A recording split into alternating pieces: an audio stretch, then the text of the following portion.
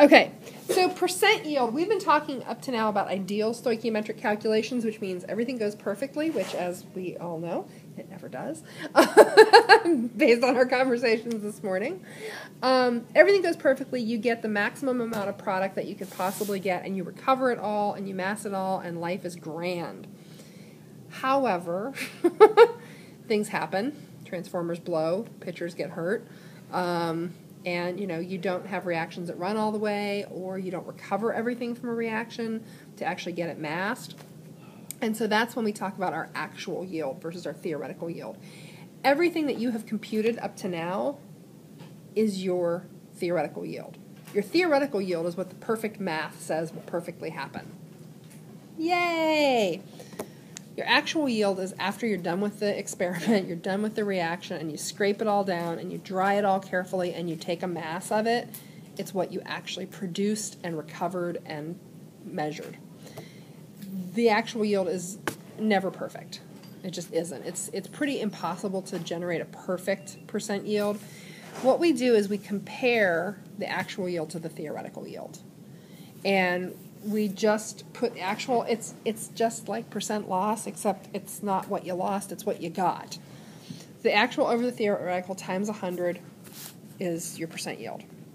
So, let's say we're doing a thermite reaction, and the math tells us we should get 155 grams of pure iron, but when we recover our product and we get it all massed and, cooled and everything else, we're measuring 147 grams of iron. What's our percent yield? Easy enough.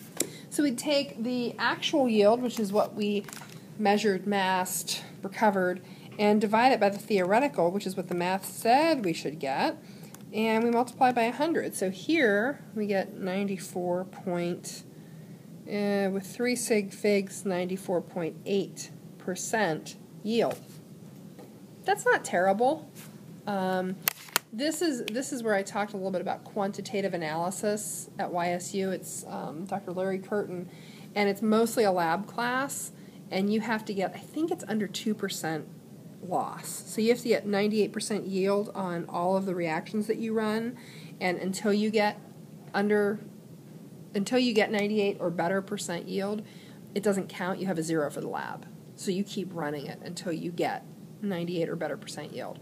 People spend a lot of time in the lab because there are a lot of things that you can do that will lose you product. Not making sure that, your reagents are not being agitated the whole time, or you don't scrape down your stuff well enough, or you don't purify something well enough, because you can't be over 100 either, or it's a 0. So that's where percent yield comes in. All right, these are the easiest of them. You're told how much you should have been able to make. You're told how much you did make. You figure out the difference. There are basically 3 levels of difficulty here, and these are the easy peasy cakey ones.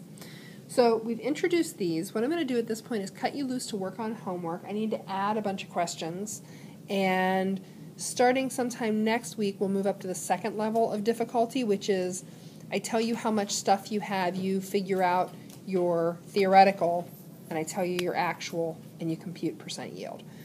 The hardest ones involve recognizing limiting and excess reactants, and we'll do a couple of those too, but not yet. That's it.